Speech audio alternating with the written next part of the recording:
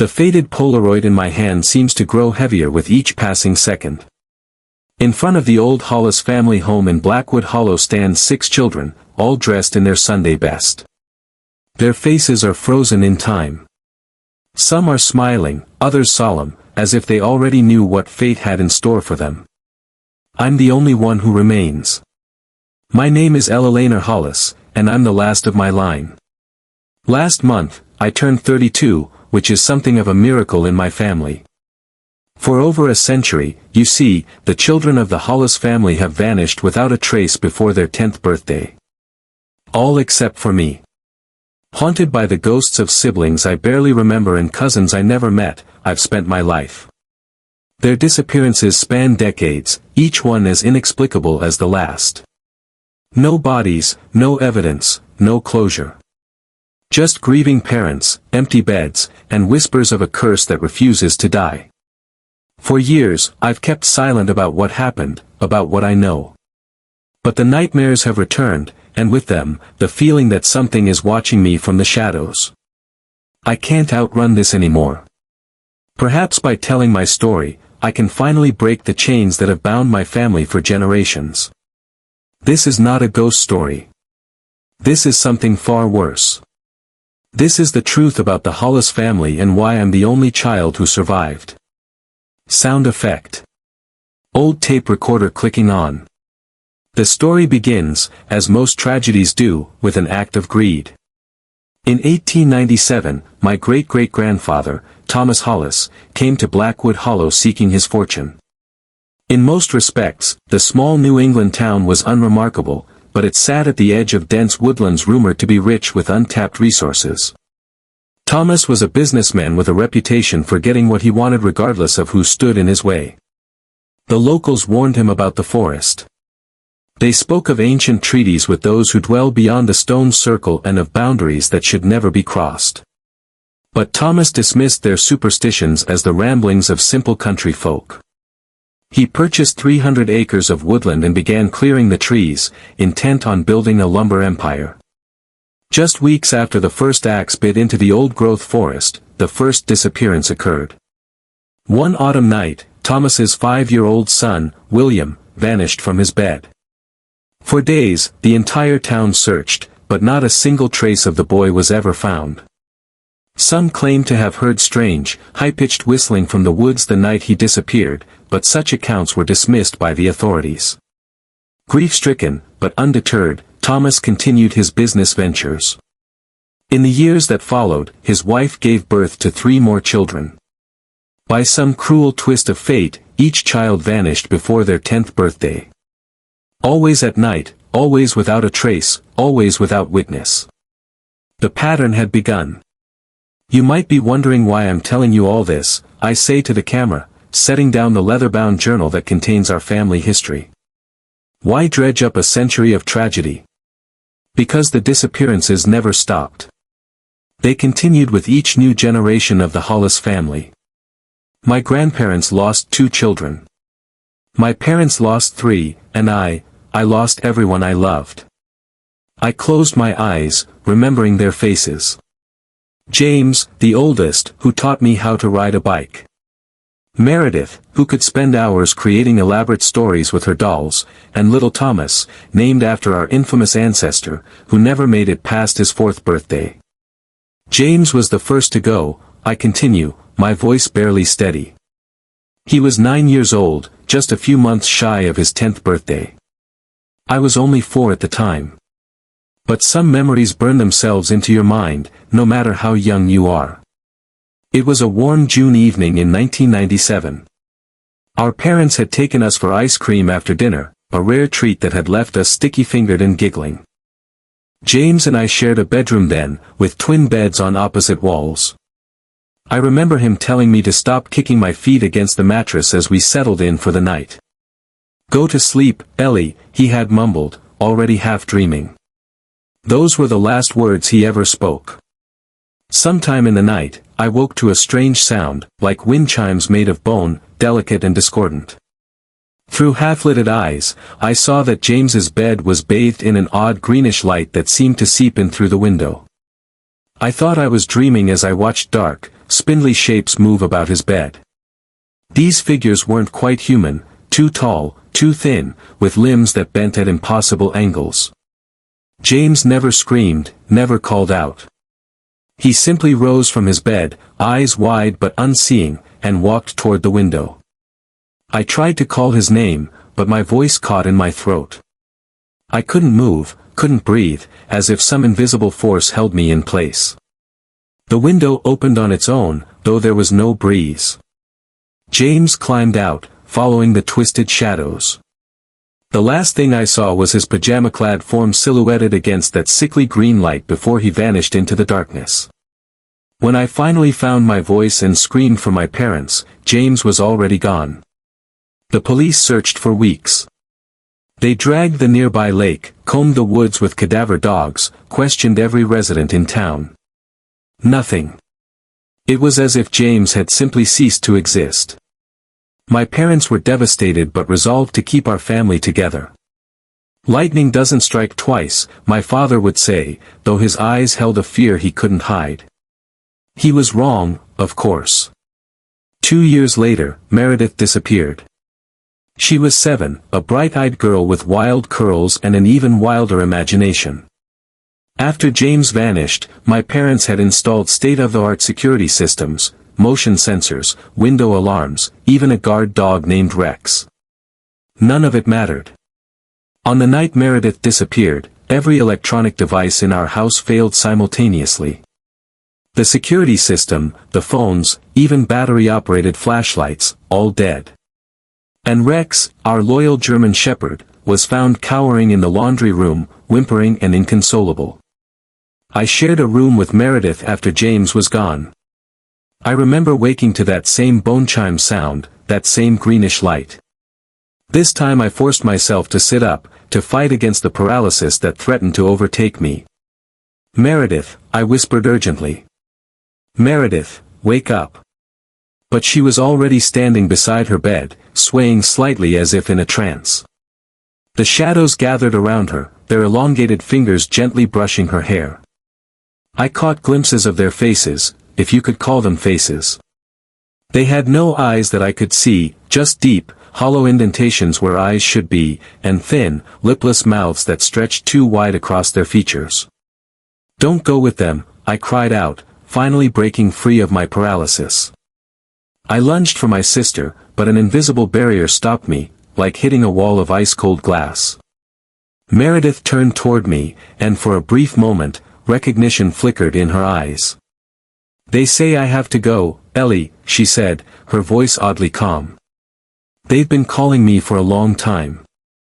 "Who? Who's calling you?" I demanded, pounding against the invisible barrier. But Meredith only smiled, a serene expression that didn't belong on a child's face. "The Whistlers. They live in the in-between places. They've always been there, watching us." Then she turned and walked toward the window, which opened soundlessly to receive her. The shadowy figures enveloped her, and together they faded into the night. By the time my parents reached our room, responding to my screams, Meredith was gone. The window was locked from the inside. The alarms, when power returned an hour later, showed no signs of having been triggered. My parents moved us after that. We left Blackwood Hollow and the ancestral Hollis home behind, relocating to a suburban neighborhood 3 states away. They changed our last name. They cut ties with remaining family members. They did everything they could to outrun the curse. It found us anyway. Thomas Jr. was born 2 years after we moved. My parents were hesitant to have another child, but the doctors had told my mother that Meredith would likely be her last chance at pregnancy. Thomas was an unexpected blessing and ultimately another victim. He was the sweetest of us all, with dimpled cheeks and a laugh that could brighten the darkest room. I was 9 when he was born, old enough to help care for him, to become his protector. I took that role seriously, especially as he approached his 4th birthday. I had begun to understand the pattern by then, to recognize the danger that loomed over our family. I insisted on sleeping in Thomas's room. I researched protective symbols and lined his windowsill with salt, iron nails, and other wards I'd read about. I kept a journal of any unusual occurrences, cold spots, electronic glitches, strange sounds in the night. I was determined that what happened to James and Meredith would not happen to Thomas. For 3 years and 11 months, my vigilance seemed to work. Thomas remained safe, growing into a curious, vibrant little boy who loved dinosaurs and could spend hours building elaborate structures with his blocks. 3 weeks before his 4th birthday, I fell ill with a severe case of pneumonia. After 2 days of trying to care for me at home, my parents admitted me to the hospital. I begged them not to leave Thomas. I tried to explain about the curse, about what I'd seen take James and Meredith. They attributed my ravings to the high fever and assured me that Thomas would be fine. I spent 5 days in that hospital bed, consumed with dread. When my parents finally came to take me home, I knew from their hollow eyes and ashen faces what had happened before they said a word. Thomas had vanished from his bedroom 3 nights earlier. The doors were locked, the windows secured. The new security cameras my father had installed showed nothing, just static for 3 crucial minutes in the middle of the night. When the image cleared, Thomas's bed was empty. I'm not telling you this to sensationalize my family's tragedy, I say to the camera, wiping away tears I hadn't realized were falling. I'm telling you because I need to understand why I was spared. Why, out of all the Hollis children across 5 generations, am I the only one who lived past my 10th birthday? I take a deep breath, studying myself before continuing. After Thomas disappeared, something in my parents broke. My mother took her own life 6 months later. My father turned to alcohol, becoming a shell of the man he once was. He died in a single-car accident when I was 16, though I've always wondered if it was really an accident at all. I became a ward of the state, bouncing between foster homes until I aged out of the system. I put myself through college, built a career, created a life that looked normal from the outside, but inside, the questions never stopped. The nightmares never faded. Why was I different? What made me special? Or was it just that my time hadn't come yet? I spent years researching my family's history, I tell the viewers, pulling out a stack of documents, birth certificates, death records, newspaper clippings about the disappearances. I traced the pattern back through the decades, looking for exceptions, for clues, for anything that might explain what happened. The pattern was consistent, but not without variations. Some generations lost all their children, others lost only some. In a few cases, children disappeared as young as 2. In others, they vanished just days before their 10th birthday, as if something was toying with the family's hopes. One detail stood out. In each generation, the disappearances began after a child had seen or experienced something in the woods behind the original Hollis property. James had gone mushroom hunting with our father a week before he vanished. Meredith had claimed to hear singing from the trees while playing in our backyard. And though we'd moved away from Blackwood Hollow before Thomas was born, my parents had taken us back to visit my grandmother when Thomas was 3. He had wandered off during a family picnic, only to be found 20 minutes later at the edge of those woods, talking animatedly to someone no one else could see. There's something in those woods, I say, my voice dropping to almost a whisper. Something that's been watching my family for generations. Something that takes the children who can see it. Which brought me to the question that had haunted me for decades. Had I never seen it, or had it never seen me? 2 months ago, I received a letter from a law firm in Blackwood Hollow. My great-aunt Judith, the last Hollis to live in the ancestral home, had passed away at the age of 94. To my surprise, she had left everything to me, the house, the property, and what remained of the family fortune. I hadn't known Judith well. She was something of a recluse, a childless widow who had outlived all her siblings. After I was orphaned, she had sent birthday cards with modest checks, but we'd never spoken directly. Now, I wondered if her bequest was more than mere generosity, if perhaps she had known something about our family's curse that she wanted me to discover. I decided to return to Blackwood Hollow, I explained, to the place where it all began. If I was ever going to understand what happened to my siblings, to all the Hollis children, I needed to confront our history directly.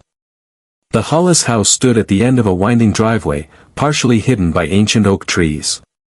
It was a Victorian monstrosity, 3 stories of weathered grey stone with a slate roof and too many windows, like a multitude of watchful eyes.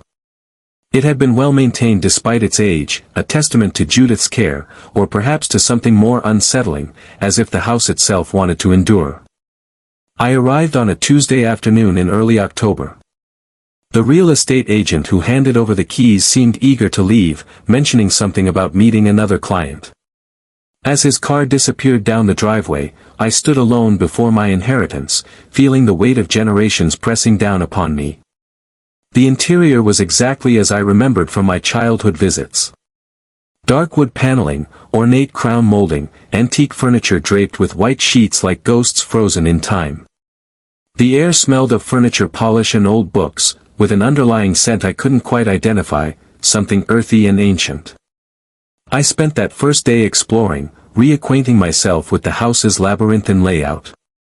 The library with its floor-to-ceiling bookshelves, the conservatory, its windows clouded with dust but still allowing dappled light to illuminate the dead plants within, the formal dining room where generations of Hollises had gathered for meals, unaware of the fate awaiting their children. As twilight fell, I found myself drawn to the 3rd floor, to a small room at the end of the hallway that had once belonged to Judith. It was spartanly furnished, a narrow bed, a writing desk, a wardrobe, but it was what covered the walls that caught my attention. Hundreds of news clippings, photographs, and handwritten notes, all connected by red string like some elaborate crime board. Judith had been conducting her own investigation into the family curse. I spent hours poring over her research. She had documented every disappearance, noting similarities and discrepancies.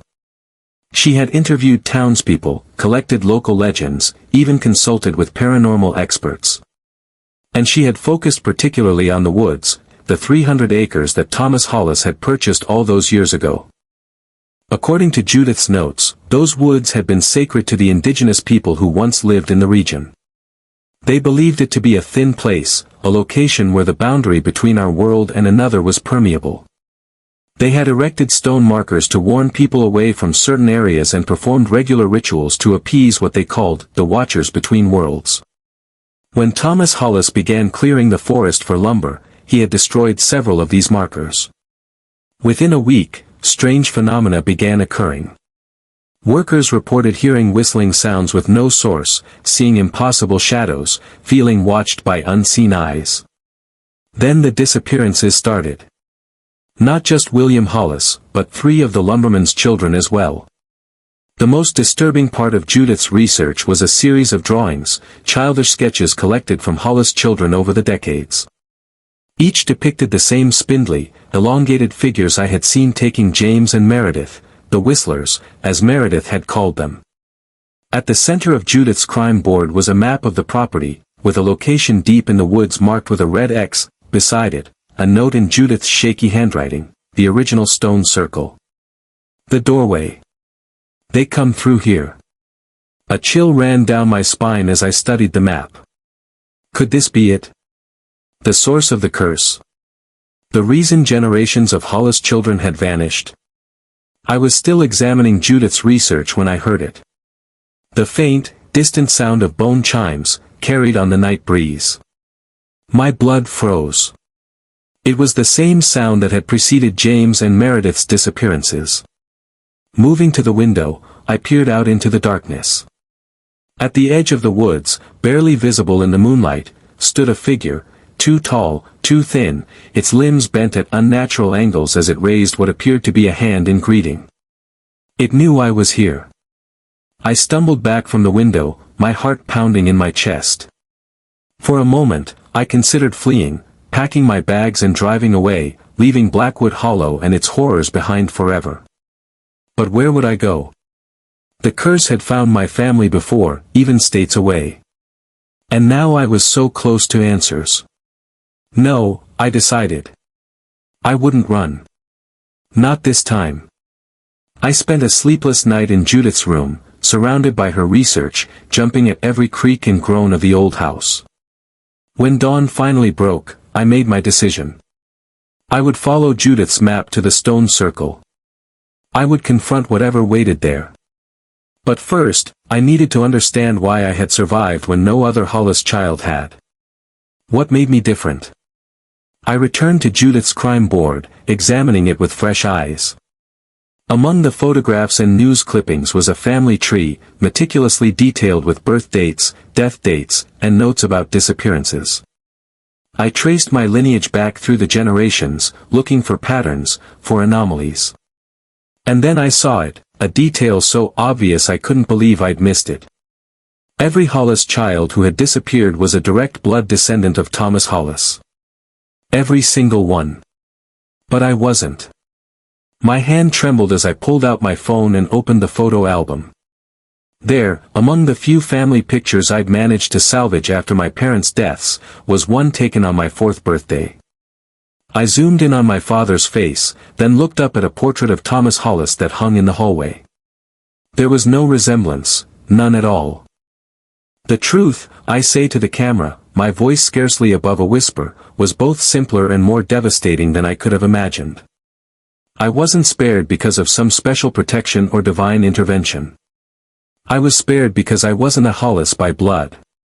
The evidence had been there all along, if only I'd been willing to see it. The arguments I'd overheard between my parents after James disappeared. The way my mother couldn't look at me in the months after Meredith was taken. The offhand comment from a great-uncle at a family reunion, "Doesn't look much like her father, does she?" I wasn't my father's biological daughter. I was the product of an affair, carried into the Hollis family under false pretenses. And somehow, whatever took the Hollis children, these whistlers, they knew. They could sense the bloodline. Or lack thereof. I should have felt relieved, I continue, knowing that I wasn't bound by the curse, that I wasn't marked for disappearance like my siblings. Instead, I felt a strange sense of guilt. Why should I have been spared when they weren't? Why should I live when they were taken? But mixed with the guilt was a newfound determination. If I wasn't at risk, then I could do what no Hollis by blood had ever been able to do. I could venture into the woods, find the stone circle, and perhaps discover what had happened to the lost children. I could seek justice, or at least answers. The next morning, armed with Judith's map, a backpack of supplies, and a steely resolve, I set out into the woods behind the Hollis house. The October air was crisp, the forest ablaze with autumn colors. Under different circumstances, it might have been beautiful. I followed a barely there path that wound between ancient trees. The farther I ventured, the older the forest seemed to become. The trees grew larger, their trunks gnarled and twisted. The underbrush thinned, giving way to a carpet of moss that muffled my footsteps. The air grew still, the normal sounds of the forest, bird song, rustling leaves, skittering animals, fading into an unnatural silence. After nearly 2 hours of hiking, I reached a small clearing. In its center stood a circle of standing stones, each about 4 feet tall, weathered by centuries of exposure. They weren't impressive like Stonehenge, just simple, rough-hewn monoliths arranged in a perfect circle about 20 feet in diameter. But there was something unsettling about them, an energy that seemed to vibrate in the air around them. I approached cautiously, consulting Judith's notes. According to her research, the stones had been placed there by the indigenous people as markers, warnings to stay away from what they believed was a doorway between worlds. Thomas Hollis had ordered most of the stone circles on his property destroyed. But this one, deep in the woods and away from the prime lumber areas, had somehow survived. As I stepped closer, I noticed symbols carved into each stone. Spirals, concentric circles, strange angular figures that reminded me of the Whistler's elongated forms. At the center of the circle was a flat stone altar, its surface stained dark with what I desperately hoped wasn't blood. I circled the stones, taking photographs, comparing them to Judith's notes. According to her research, the disappearances were connected to celestial events, specific alignments of stars and planets that created moments when the boundary between worlds grew thin. The next such alignment was, I checked the astronomical chart in Judith's notes, then looked at my phone's date, tonight. The next alignment was tonight. A part of me wanted to leave immediately, to put as much distance as possible between myself and this place before nightfall. But a stronger part knew this might be my only chance to understand what had happened to my siblings, to all the Hollis children. I decided to wait. As the sun began its descent, I set up a small camp at the edge of the clearing, just outside the stone circle. I had brought food, water, a flashlight, and most importantly, a video camera. Whatever happened tonight, I would document it. The hours crept by with excruciating slowness.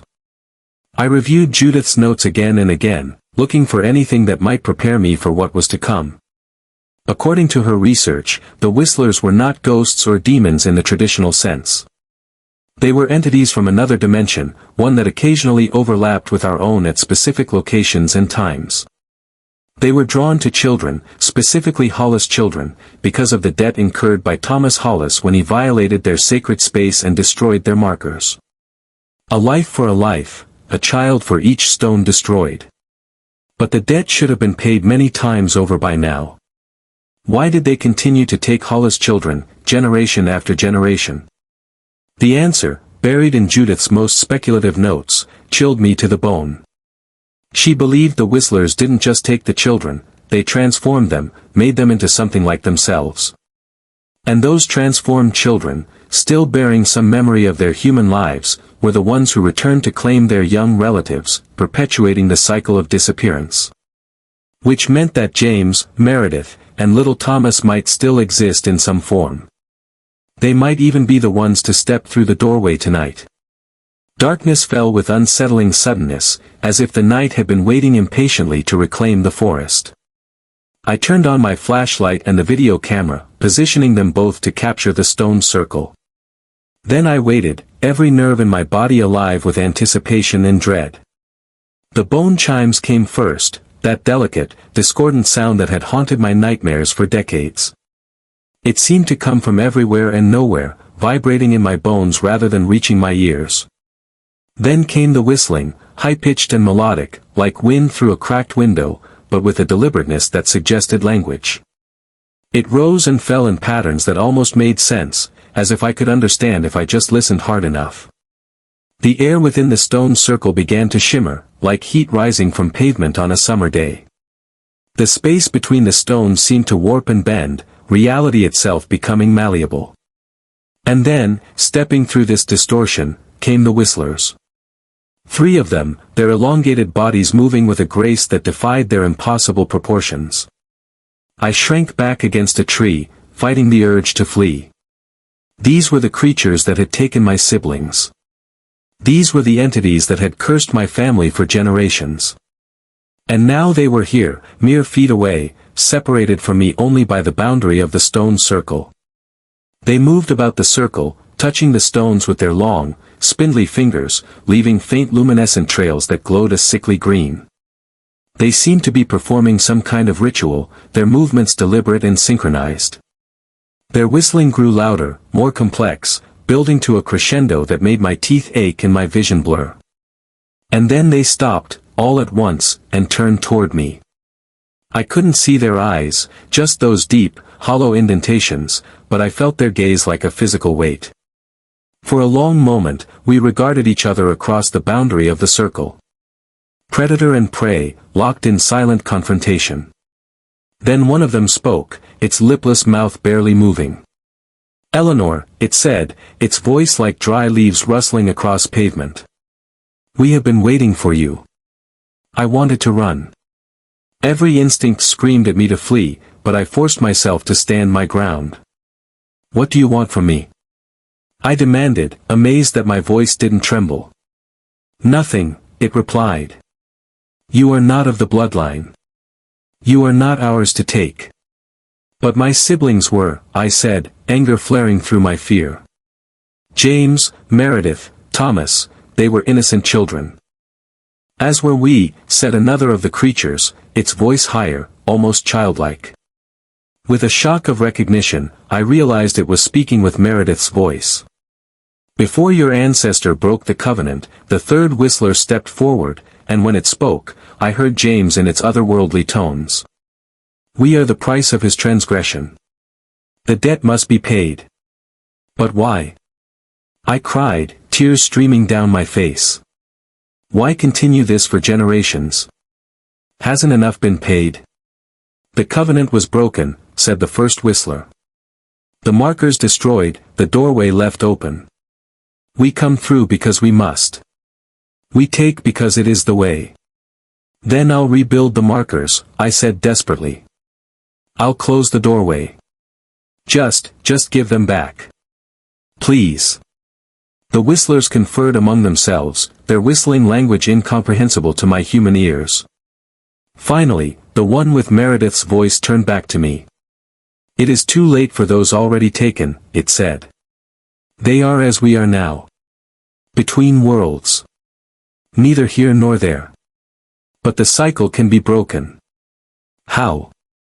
I asked, hope kindling within me. Tell me how to end this. Return the sacred items, said the James Whistler. Rebuild the markers. Seal the doorway. What sacred items? I asked, confused. The stones that were taken, said the first whistler. The heart of each marker that your ancestor destroyed. He kept them as trophies. They must be returned to their places. I thought of the old Hollis house, of its many rooms filled with generations of collected items. Could those stones still be there, somewhere among the family heirlooms? If I do this, I said carefully, if I return the stones and rebuild the markers, will you release the children? Will you let them go?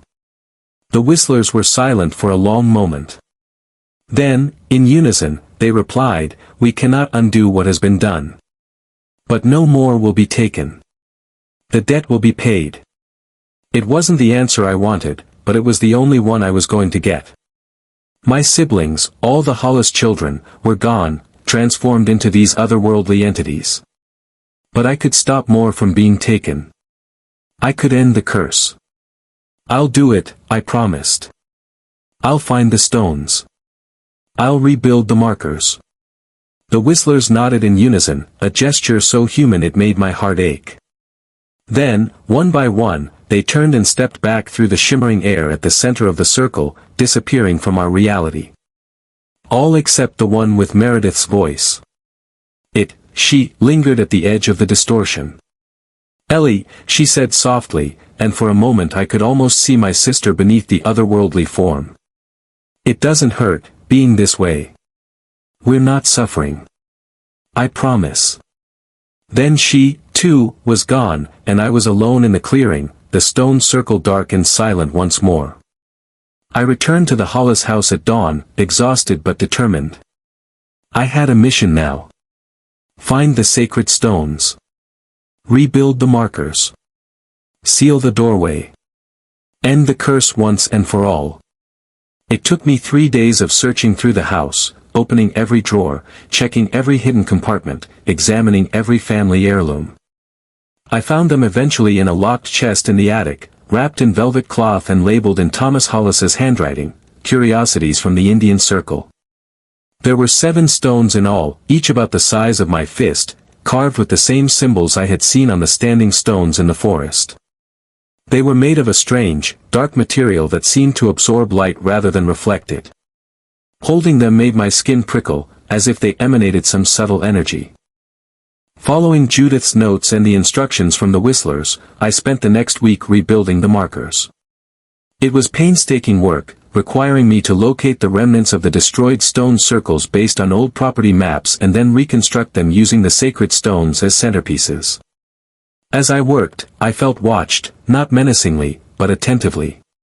Sometimes, from the corner of my eye, I would glimpse elongated shadows among the trees or hear faint whistling on the breeze. The whistlers were monitoring my progress, ensuring I fulfilled my end of the bargain. Finally, all that remained was to seal the doorway at the original stone circle. According to Judith's research, this required a ritual to be performed at moonrise on the night of the next alignment, 2 weeks from my encounter with the whistlers. I prepared carefully, following the instructions in Judith's notes and my own intuition. When the night arrived, I returned to the stone circle, carrying the final sacred stone and the items needed for the ritual: salt, iron filings, sage, and a small vial of my own blood. The forest was eerily silent as I approached the clearing. The stones stood as they had before, ancient sentinels guarding a doorway between worlds. I could feel the energy building as moonrise approached, a tension in the air like the moment before lightning strikes. I began the ritual, sprinkling salt and iron in a precise pattern around the circle, burning sage, and chanting the words Judith had transcribed from an old indigenous text. As the moon cleared the horizon, bathing the clearing in silver light, I placed the final sacred stone on the altar at the center of the circle and let 7 drops of my blood fall upon it. For a moment, nothing happened. Then the stone began to glow with an inner light, not the sickly green of the whistlers, but a warm, golden radiance that spread to the other stones in the circle. The air shimmered, much as it had when the whistlers appeared. But instead of opening wider, the distortion seemed to be closing, like a wound healing. From within this closing doorway came a chorus of whistling, dozens, perhaps hundreds of voices joining together in what could only be described as a song of farewell. And among them, I could swear I heard the laughter of children, of James, Meredith, and Thomas, saying goodbye. Then the light faded, the whistling silenced, and the forest was still once more. But something had changed.